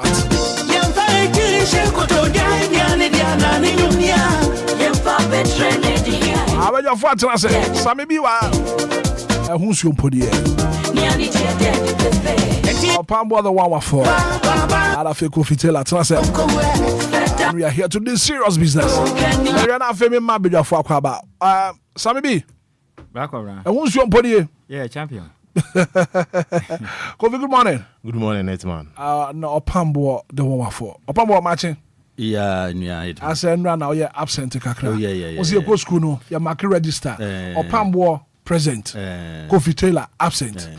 See a body and what so present say. And nanka me babat so wa wuni me yakwan maybe do in that traffic be a bomb no me a me hwanja me ba be do a me rest studio anamaka amen na yepo na mapon we e ma me hu se no e se me sansan machi right so baby akobra anapa ye be di nkomo na nkomo ye brentini nkomo no ye bonitel na nyame adoma wo chena ye di kana wu abretiefo okay nkomo a me pese ye die no you better about wo krum ha you better about wo man Ghana mu na fe after about one wo man pani be appoint na soafo a and as one aba be boa no na fe watumi abu o man no wo man pani woni tumi mu ne nyansam be appoint MCs DCs municipal chief executive district chief executive wo man pani be pass nipa yi na fe nipa ko bi se dabi yempeno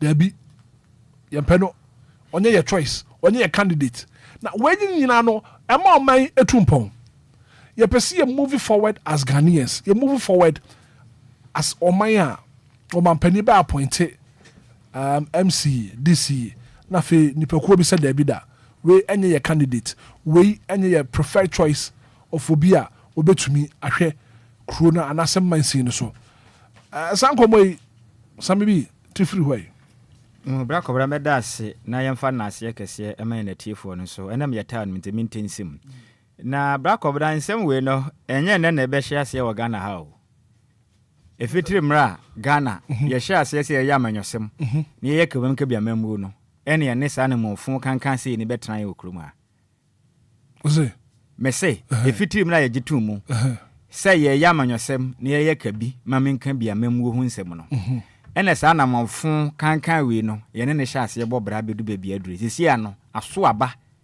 ene ye teso akitua die okay enye nasem MPP ba sa netie NDC ba sa netie na die ntine ye kan sa because Ghana ever since ye GFA hudia Rollins apenso na manyokuo bia ma o man su medi su bio e kan sa manyokuo mienu pe ene o medi Ghana so sa afo sa amfinhia be ya duasa na ne moro ye kuya na bra kwabna Ghana ni a wotie ma no pension so say empontundwuma hodo a ekoso o man ni mu no titiri no nyina da ejina saa nipa ya yebu o mudi anopai ide se nipa ne ye Metropolitan Assembly on the da no anase municipal chief executive anase DCE district chief executive no sam mensin kra chief we no na Ghana mpuntuo ne titiro na waso okay de wotie me ntie ne ye mensin bia wona samre asame ni gina ho no ma mensin ne mpuntuo enti sani pakuo ye ne ye bo obi din a ye mpe we ye bo we din a we nya nipa ye do no we onye wansom party no ye campaign wa anya bi ye we wa anya bi nti ye mpene so no sa mensin ne mpuntuo ni gina sankofo we no so na ebisa ne se ade nti na ekosa no bra ko bena ya manyosem kankan a makanda da ofia ha se nka Ghana mpanifo no bete ase na nka Ghana mampanin John Dramani Mahama tumi a wanya Ghana fo de ahye ne sa ne sunye pa afri se wo hwe ma se bedwafo kita wono na Ghana mamla no se Ghana mampanin John Dramani Mahama ntumi ansesa no amayen a obedu adi o manhwamo. I'm telling you today,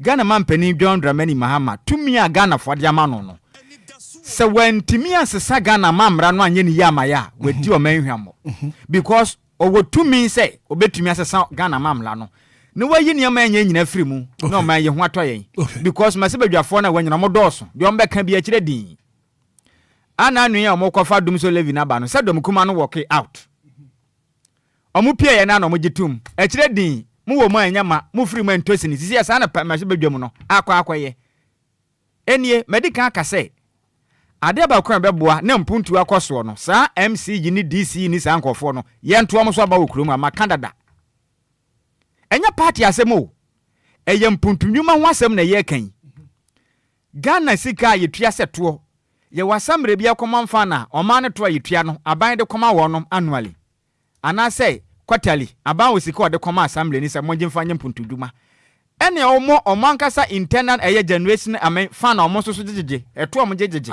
IGF na omo ankasa jejeje e wo mensin ni mu no so omo de kan ho de ye mpuntu na yetna hwasa amanyokuo bi ba ne yenyini nkwatena hoyi ne ya bɔ ne din na amanyoni bi anasa party ne mana sɔre twintwan sɛ me de mempene so we ye campaign no wa mwa na mpuntuo na mensin ne pene ye campaign asɛm ana me asma mbisa me huni o Ghana for no stand am sɛ ye nyanse san abrabɔ ne ya adwen o e wɔ sa politics kankan na ho okay me ma voice bi di kan bɔ ayawa so central ho de ne man because why ye me important asat now ye ni mensin krachi because enipa Ghana man pani bɔ ne din no omo akoto no so aba 2 times omo bubu ho no ma sese ho ne manya so mo mpere ne mpere china mo mpere no 2 times yenti aya waso mbi se o mu se DC fufuro no mu ma ye nu ye friend se ho na betimi aboni di mu bi se ho na betimi aboni di obi anim ne di mu ba no manya otu nkwa na muti obi esi otu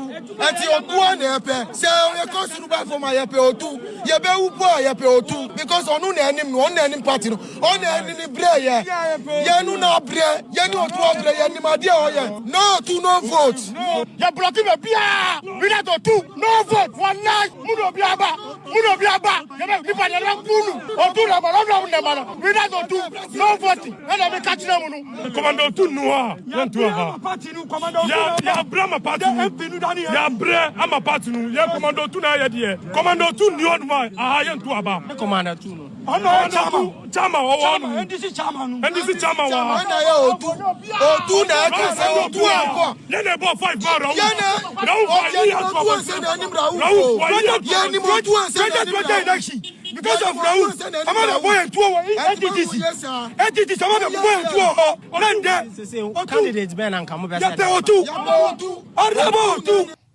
ayawa so fozi opu ayawa so central de hoya mempesu aso no otu ano mo pe na me free asat now enipa wono maka so mo pe no Ghana mampani am wono ni din enti o ma akọ assembly na akoto no so aba 2 times edwa mo bo no mabubu ho nyina se ho no mu nyina se wa obetimi ombebro eni ampa ni nua ne ampa otu ano mo pe o mo se ho nyina pasa obi adwane and video no one hour share live on Facebook o join here live on Facebook DLFM 106.9 on Facebook one so wobetumi ahwe videos no to oba na won so share link na mo foforo bi so etumi ahwe bi ba kobra empenifo asese wutu mira na wa kire sie enti no ene ye ma wono ho adansedie no video safa ye ko winiba efutu na ho na mo so NDC party executive ni bi branch executive ni bi kire mu a enipa Ghana mampani aboni din se ono nko no nkoye mensin kra ma omna MC no mompe ye ju tomorrow ye o Sunday time I had the letter commission na yeli ye adwumaden MPP fu yin lokun wolo twetwe sika wo ya du na la no na yimpa wa agbanizi ye win na mo yimpa ye lokun man oye Abraham oyin the letter commission ya lampo ye pane chodo ye beyin onko fe nkadampo abufe no nkasa ya hu oyin the letter commission ye pede ye bisa de na Abraham MC na won pedo obedin bone ba na wa ye wo ma chese nti kro na mo Abraham on pedo obedi MC it's a futu NDC yali ntay nyimpa wa agbanizi ne yambesi afu yali ntay o Sunday na mi mi de Abraham loba na me bebe nya adwuma ye Abraham loba na me zama ho bi akwato no do nti Abraham na yeyim obiala nti sa wan sana yeyim chere Abraham na wonyim no bra wonem Abraham na o say onim say Abraham eba na ode ne hawa akwato no o say Abraham eba ema ode ne hawa akwato no so fi say omune ne ye fine when you can say selfishness personal interest wonim that time na meka na me ne obi di nkomo wa ye waso central ye former ye friend is MP say wonim no me former MP na bi mo ka o no waboa na ode nipa bebre na immigration na meka jani secretary wonye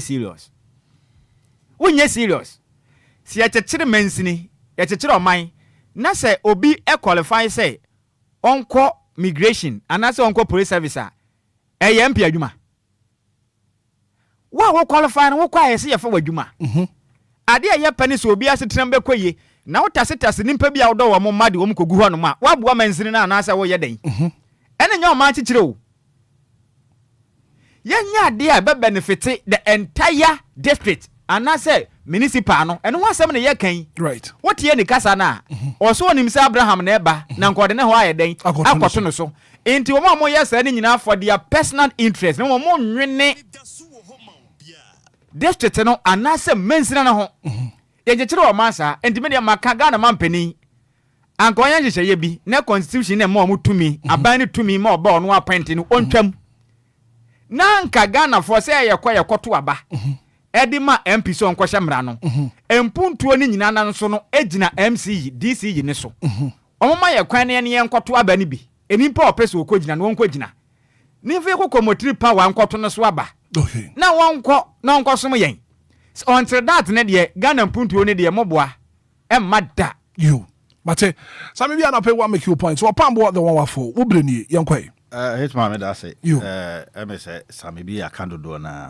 me de kakram de be kan woni say ne no ka say enkaye nto mo so aba no I think say ankanye bad because I share assembly members na ye to aba wo so na asame meboa assembly members ye to aba but we na kwa political appointment enti ama oto so aba enye unse akoye say ye omampani ni ba opese ni obegina mansim wonum no ye onu ni nipa a wo be ye adwumade ama no empempi ni ya na ekwa akoba se ya no mu wo mu favorite so ya no obia omampani no wo choice yes ya na o choice ono no pese odine ba na ya mo no ansu free ye party chairman no like the constituency chairman no and mamintu etewuma no mesrew o mampeni no nyone won choice ene se nipa na wono wo wafutu no Ghana mampeni wonimu no ye party executive nangazemu yes ene na commission no bribe pao no kura wo nyina nie o mutua sika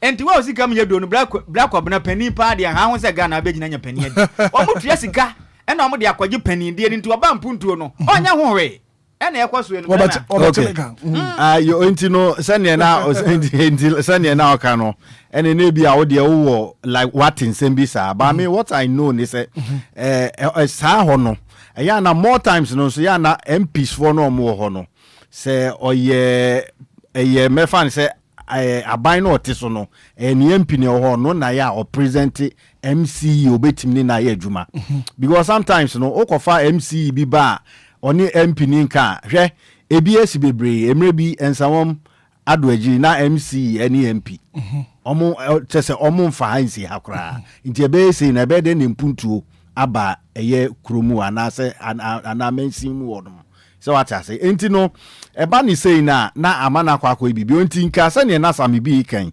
anka enkoya abato but akoya abato nso a wanhwe ya na MC no obeba ho no wankwa ankoye NDC ni ana wankwa ankoye party no enipa because abato obamu a obi abetima kogina me ya wagema metiaze metima kwa kogina bi se me wo fans na musika kakra wo me ho a se me so metima wini o aha enti no ekoba ne sa ne de a na eno no akoye se omampani no ebenya so ono ne positive a obenya negative person a ono no ontimi no enya dwuma na se MP no entimi nya obi obetimi ne aye dwuma ama empuntu aba area honomo enti anka enkonkoye bibi e chesese ebia eno no ba MC no wo ho no anka aban no ana omampani no ntimi emfa ne sanka no Hitman so unim se ukọ all the ministries are your chief directors aside say your minister no yes also chief directors no aban se san bakra na untimi fansa nka no yes aban se sa ekọ bakra na chief director otim enti we no ese nka MC no sa na ese nkomoye no MC de me fan se wote fa ko a na nka to bia ye you se una IMC as 10 years na betra so ana se onkonko di ensemoni bia ibetimi ayi wa free honoma na nka wote ho sa right so what as but se ekoba ne se aban sesa pe na se wo free no obi bade a ene e bekoso ayi se ya se ne na some bi kan re e start ye nyene o mampani atamel se abreso o mampani kufu abreso mefa ne se minim JJ Rollins na ne me yesho se bi ansida JJ Rollins de amenya show say bi betimi asi because ono de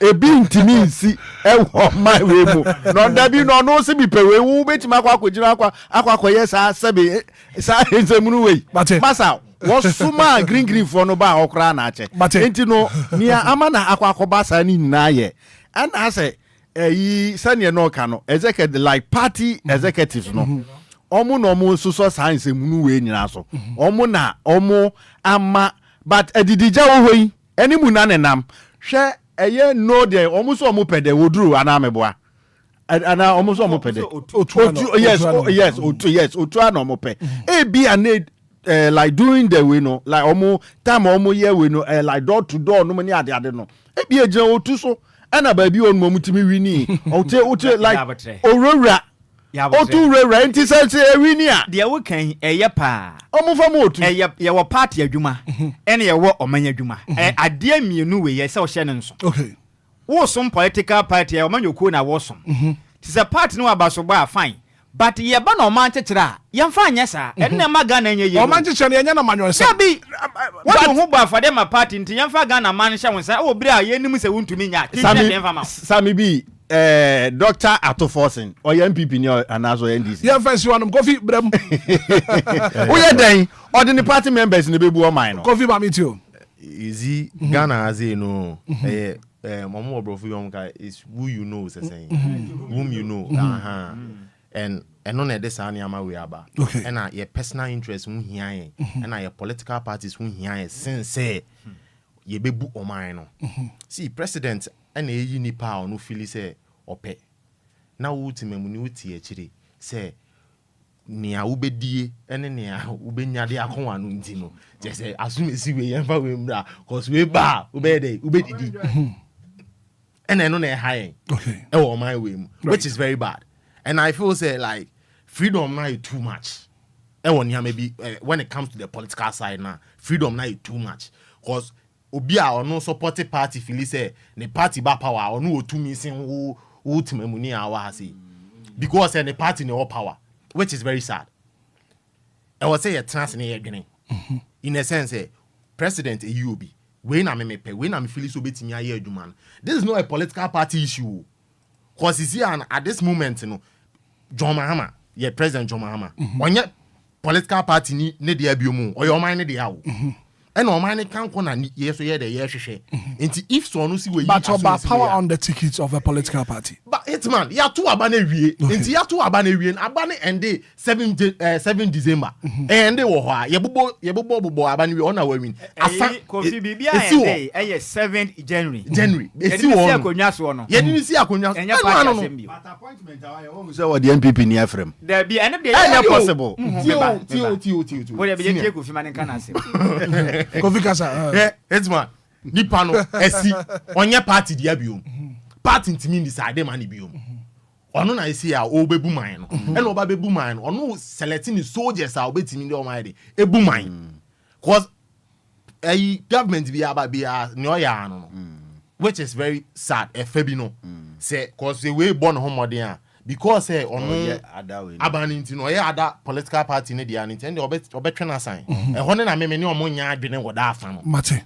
Ba wutima muni a wote ekire oba bi ntimi mekire o mampani ni onye o cause nipa na wo kire no wo personal interest nti na wo pe but mampani no so pe Ghana ni interest. Okay. I na one thing say Hitman we dey me sure. I na one thing say omo pe obi ahwe e bia na yabo ni din. Onti ho onfi ho onim even kra no area ho ba bia obo say me ko ahanoma ebia oye news person o de na ba ho eso mu do obi ote ho meba isaba 1 minute the key word is edwuma no betimi aye emfa oni ni new person anaso onti wo edwuma no na ye hwehwe we afa no obebo kompon abefa all the boundaries ni we ni na abefa wa anything na me can say problem ma ho ni nyina ne say se drum pempenso say ya na party executive sikabo mbutum because it is alleged say wo bo efutufo no voice ni nyina si anka obadi zo mo ka say empanifo na kwaje blind enya me na me kan wo mo ka wo man kasa say wo mo empanifo ni bia kwaje blind e no mo di nipa wo no mo pe e na de akomo mampani yes it is alleged wo man kasa na e ka right tiero na ma na aduru de yaduru right 55 minutes after 7 a.m. here yemfa calls na kakra 059340 6565 059340 6565 and open koma ye die e wo Anidaso Wɔhɔ Obia dwumadi so no won so wadwenkyere ene say maje but you for say 1+1 ma minti one pay president no Oba no so Ghana ayedin Ghana for no to say Ghana ayedin yemfa obi mra na nyoma bi ere enkofo Ghana president no Oba yeso wotumi say nipa bi na owo e community no ye community na ye wo no abana dudu na ye tun na mandi bi ni ye me be tisi nipa onu be community no o se embubu fo omo mu di bie tama o meye wona bo na o meye se na ye hu se na juma esoni na obi wo ho a o ye juma we ekrum wo no won tantra ho ba wo ni sikenti o de bua party no ma party ne de ekoni ni okay no na party no omuni se we di wo bua party ni pe di wo se ye de tumutu abama no enti ye pedi fo no mo no ade e se komo eyi se nipa no omo hwe nipa ni sika na o de bua party no ba ai sa sole fo omo hwe nipa no mo na wo bua no asore no mo hwe sika eni ma enyo ma ne se no mo ye na mo kan ni ye president ni be tusu obi ama ye enka ye si president we emma mata okay ye nkwala o mate 1+1 thank you so much Anopay good morning brother me ba chere for say you tell me mami ti wa Anopay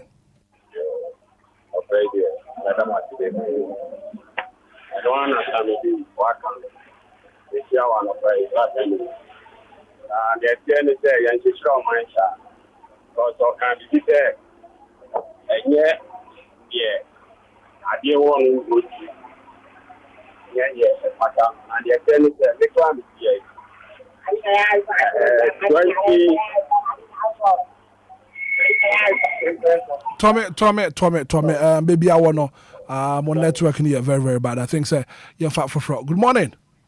Good morning. Me patch for say. Me patch o himanana. Mame doku enye. 30 seconds here nko. Me patch o mafe. Me patch o me chia wa no pe. Oni wa beja for. Ya jo super. Ya ni echi fo nyina. Me patch o. Me de masem na ne se. Ye president John Dramani. Me do for that me. No. I think commenter you make and no na woka ho asem mama President Adadawa and no ho asem dey we are talking about say President by appoint DCs na fe nipa kuo bi ebeka say sa nipa no wompeno I don't na you discuss an pay say President Adadawa na dey and no ye wow point. Good morning. Me dey ma give you wo. Asante zongo ma mintio. Ayo. E da wajbejo fo nyina ase. Papa, ye mi hu ni say omo da zanga bottom eno bi ye die eno bi pa o man no anim kan ro omo ni o man no hanga zan wuce kire so esa se wo di o man no wuce kire a o aban yi obi ma eso mra na boa na honye yi a wo si da bi o ti ase na oban yesu a wo se wo no so esa na obeba do obi na de ni pia ne baaye e wo ho eti wo no so be pe ho faso e di akọ abeguma sandra ha papa enkoso bia enkoso ha hwe afimie movie ticket to as many Roman father yeka ensuo ho asem obia pipe a efin kwa na eba afife pipe asase ye ema obia pipe a efi ye noam wo I said ye etri ho no am de popi machine atu and omo twipie babontin and kwa na make tell we okay so e dey no mine ye you see be dey animu a e o mine je kiri sani o mine ba kra be hwe right e tin ye you na ye you do ba o me adwuma papa o yare aba furu pe no kwa na bi ko san ho yare o utu kwa ya what yaru pe o ba so is convoy ni wani Asante zongo pharmacy but as I said also to me afraid. Good morning. Good morning, DJ Hitman. Yes, sir. I'm Hitman. We are bra kwame fun. Bi se mu dance man. 30 seconds here, Kwame. The Ghana etie ne se bibi ikoso keten a ye nhwe nsovo. Agi hin na wi ansana. Ye pese ye tu ase. No de otu ase a obebre. DJ Hitman. Manu ase obi nto aso. Afum me das papa. Good morning. DJ. Yes, sir. Good morning. Me ba che for say. Mechia Sami B. Mechia Obia. Friend me Sakodie ma mean Joshua no pay. Yo me da say. Say on say party no. Omo pre power na. Omo ye fre krobo. Obia de ni sika shem. Enti no se ba ni say omo nya power ni via. No omo pese nipa na odi ni sika shem no omo de ne ba no beteneka. Na bi nso a omo ewo temu amanfo na ewo community no omo nso hu say asimasi ne betumi ayeden aboaye okay but this time say aban no onu nipa obi ni sika shemu ni nti na aban ne pese ode ne ba no beteneka enti no sade na omo ye no enti DC for no ba na tembia no omo di enyema bebre omu siesie ko omu jiska na omu de ahya omu ho ono omu adi omu fa siesie community no enye yi right what make your point but that's it no na Ghana de omu dada yo what it but that's it and pay we do a very final call na for ya hwene ya wrap up and pay on the breakfast show. Good morning. Morning DJ Hitman. Yes sir, me patcho your first say Auntie Mary ni michao ni wapamfo ni na. Auntie Mary mami ti wano pay. DJ Hitman. Ghana kasa die de bia me ka pese mun kumunya nko na haye. Pese mun kumunya de ni nua banye di no enu nko a de olu banye di no enu nko a na obi adwen. Sanitation asema amu kai.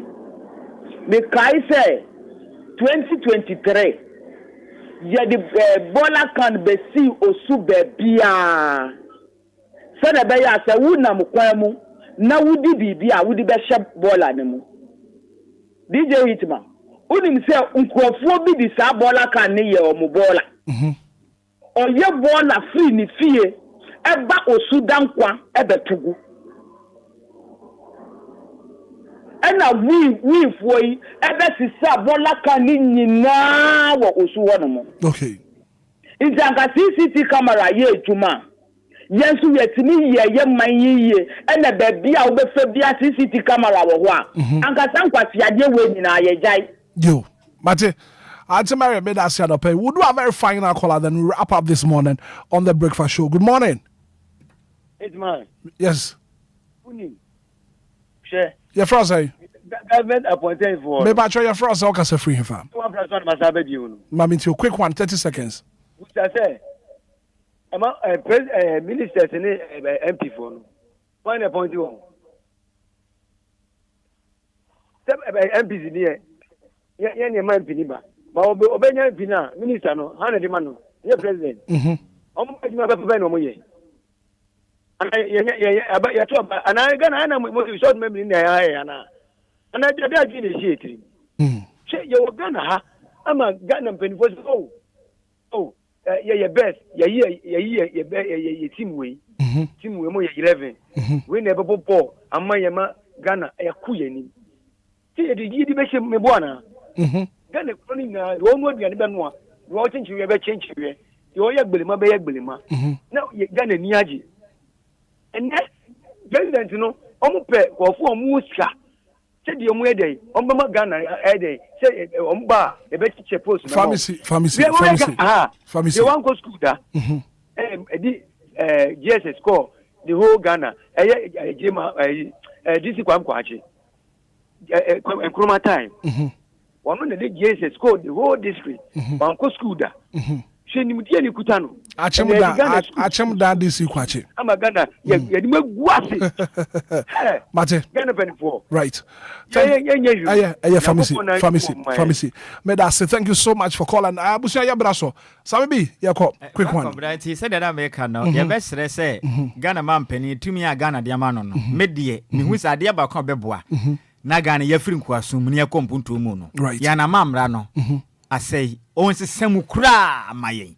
Na dodode ya hodo e ma mpanimfo no tumi no do so saa na. Adodode o mu do. Aye koma mpanimfo na de bia da ahiafo ni huna mane no. O manyi mfiri na me wafa ase ne ba konso na ya wodan DJ o Mario no boa me why na project ma me na wafa ase bonte na wo ende ya dodo wafa ase. Awuzu opodi. Enti we every me wafa ase ba ko ne din e de Mandela Smith nene na woda. Enti Mandela Smith wo abuesi ni wo Western region takrade ho no na wo nti ne wa wo dey no wa damfo ane den ede Sarash so do yi papa enti yankopo wo hira na ompagya wo emfira domo enkwadomo onti na nim fa nkyere wo na de pa bia wo do nsa beso nyame man nyina mbram ti happy birthday enko infama wo Mandela Smith dodo wa bom la ne se Paris Eyes yankopo hira wo na onye okese right opambo yako Hitman, kodi ya yebeko nemu ya kashe Ghana for say. But when nyame adoma ochina ya fofida. Ye nuano Muslimi fo no. Nyame adoma ochina. Okay. Ya fofida. Black of Metia Jamila. Jamila watama me. So nyame adoma ochina we be doing a special morning show. Nyabotna empese be du chinansa. Jamila ye tia no 49 nana. Metia no. Omo maka na ye ese tina ya nte ono monka. Ye no mbe ye tontentan. Se yakwa ba kono nyuma. So Ed Adam. Se o say that we are day so we break me trasa don't time DJ Amrado enti etina se manti Jamilanka na manti 49 nananka Asanti Zongo etina me yenti obo oche be ko Zongo o say ade de bia wo Zongo Kofi yako ade de bia wo Zongo na ko fi wa mama opa mo we ni tama say who mponi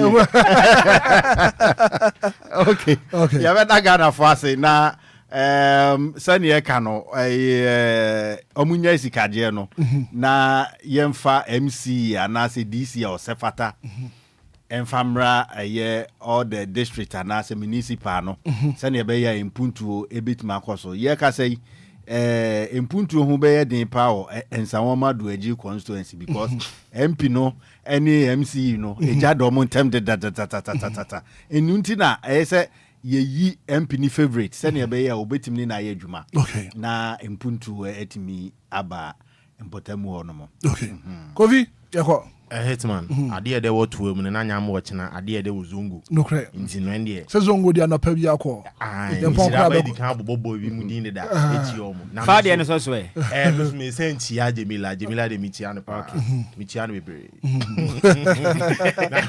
na wo chena de special yi invitation or Munchamayan. You mean no Mutramaya. Now your poor money show na Hitman say you do. Echna for feeder. For feeder. Echna cry ebe beduma. And we'll be here. We'll be here. We'll be here. We'll be here. Yeah, baba. Yeah, kana we say free gym. Yeah, fashion free gym. Yeah, the chef. Kana we. No nyadwen. Kana we nyam watch na de be kozungu. Auntie, you are no Muslim for you. Happy Baraka da Salah in advance. And that's through your World Environment Day, Eco Day, World Environment Day. And I seem to trade that's why. And as a team, you beat plastic pollution. This campaign seeks to raise global awareness around the damaging effects of plastic waste on ecosystem, wildlife, and human life. Well, thank you so much for being part of the show. The very good act of being a good guest is to know when to say goodbye. From Hitman, good morning and enjoy the rest of our programs.